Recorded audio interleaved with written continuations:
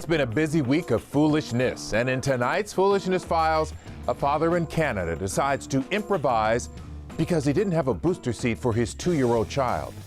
So what does he use instead? A case of beer. There it is, a 30-pack on the passenger seat. Another driver saw the toddler sitting on it and called police. The police department tweeted the photo along with a reminder about the law when it comes to child seats and booster seats. The dad was charged with failing to ensure his child was properly secured. The officers pretty nice about it. They ended up buying dad a proper car seat. But Family Services will be checking in to make sure he doesn't pull a stunt like this again. Because y'all know what this is. Nothing but a bunch of foolishness.